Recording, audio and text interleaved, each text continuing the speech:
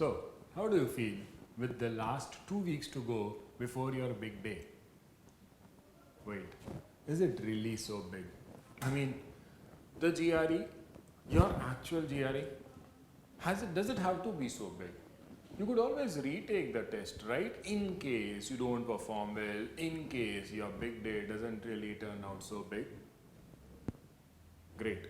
See, if you're going to approach the GRE with the mindset that you can always retake the test if you score less, well, I'm afraid you might not find a lot of motivation or clarity through this talk. Because where I come from, a retake is an absolute no-no.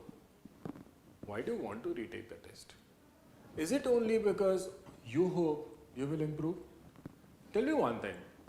Is it some creative art where you take the test once to understand how or what it is, and then you take it again so that this time, now that you know what is the test, now that you have already experienced it once, you expect to perform better?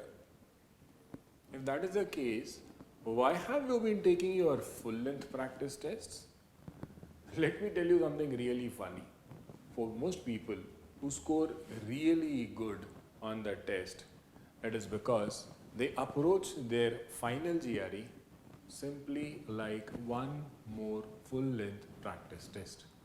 And for anyone who thinks a retake will help you improve the score, I would say yes, I agree it will help you improve the score. Only if you know where you went wrong when you took the GRE for the first time.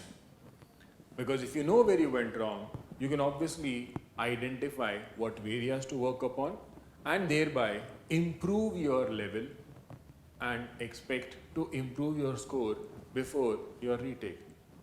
But then, if you are the majority, if you are one of the most of the people who prepare for their GRE with all their heart and yet end up scoring less, my suggestion is stop thinking about the retake. Assume there is no retake. Put yourself under the constraint of getting the best possible score in this attempt only. Wait, does that give you a panic? If yes, I guess you still aren't a 320 plus material. Or else, you might want to continue with this talk to understand why am I so harsh on the general sense of test taking, which pretty much says you take it once, you don't score well, you retake. In the last 15 days, you simply balance out things. You read more, you revisit things you have always been confident about. And you might, trust me, you might want to try your hand at basics. Why? Because all of that helps you feel better. And no, I'm not trying to create a pseudo confidence here. I'm referring to a general feeling of confidence. The feeling that the fear of the unknown will not deprive you of what you deserve. Remember Harry Potter?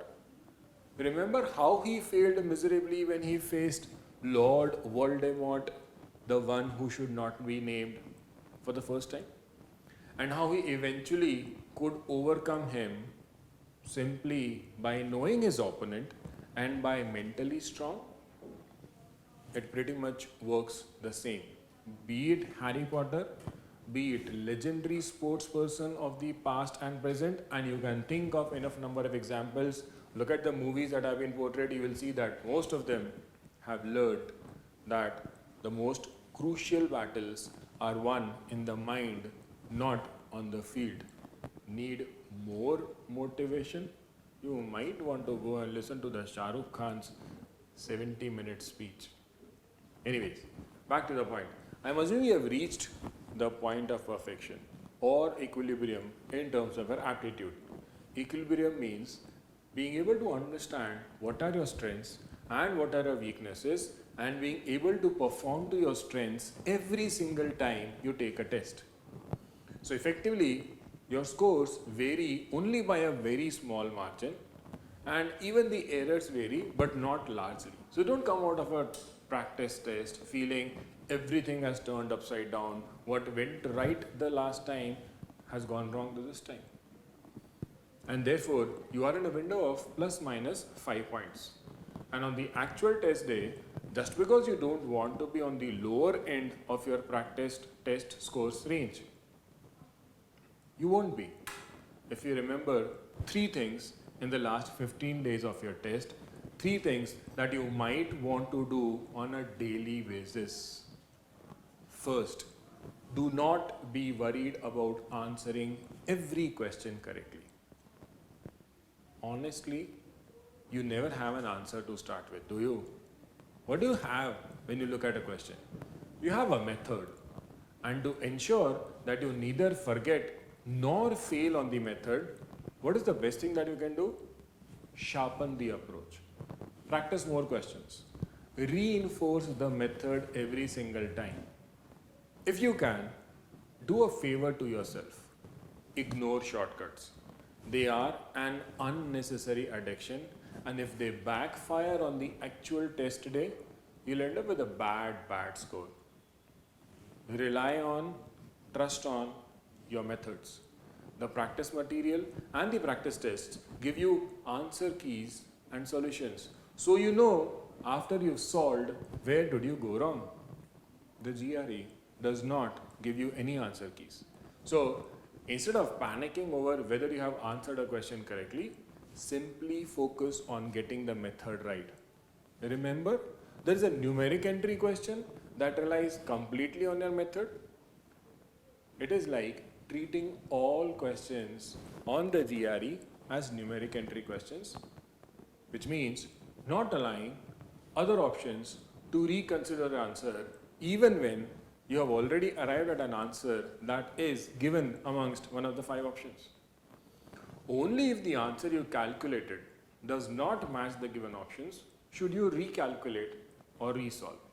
Else stop. Do it first time right. Second tip, do not try to be over intelligent. Do not try to assess the difficulty level of questions. Yes, the GRE does put you through questions with weighted scores varying from 1 to 5. That's what the ETS clearly mentions, be it its website, be it the diagnostic GRE that people can run after taking the test. But remember that 1 to 5 is the ETS classification. And on a subjective basis, you might find a 5-pointer way easy and a 1-pointer pretty difficult depending on your preparation level. Trying to assume a difficulty level of a question and allowing that assumption to affect how much time do you spend on a question is wrong. Simply go by your strengths and weaknesses. Give every question the time you think it rightfully deserves, and if you get stuck, as I said earlier, answer it and move on. Focus your time and energy on something that makes sense instead of dividing your efforts equally over all questions. Remember the 2 rules of GRE.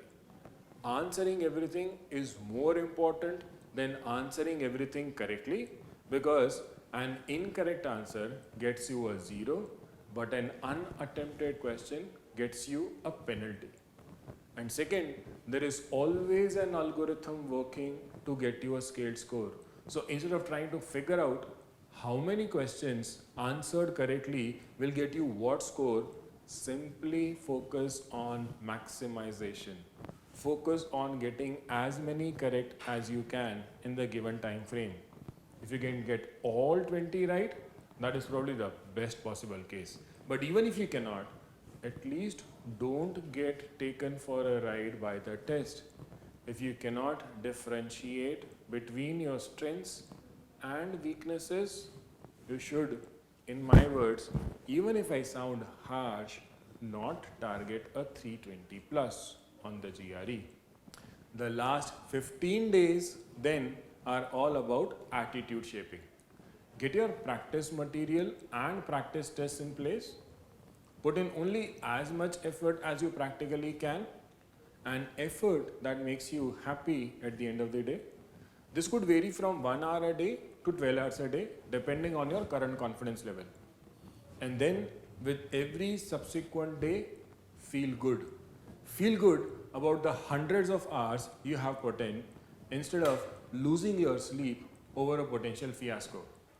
Because Murphy's law says the more you want something to not happen, the more it will happen right when you did not want it to happen. There is a word, winner's mindset, and it is not rocket science. It is simple clarity and faith in yourself that the world cannot and will not end with one GRE attempt. In fact, nothing really ends with the GRE because for many of you, or maybe for most of you, the journey of applications will start only post GRE, and there are universities which clearly mention GRE is one of the many criteria that they use. So in short, trust yourself. As far as I have lived life, self-confidence is a wonderful feeling, like few others. And if it hasn't come to you yet, whatever the reason, well, take 15 days and get it in place. Good luck.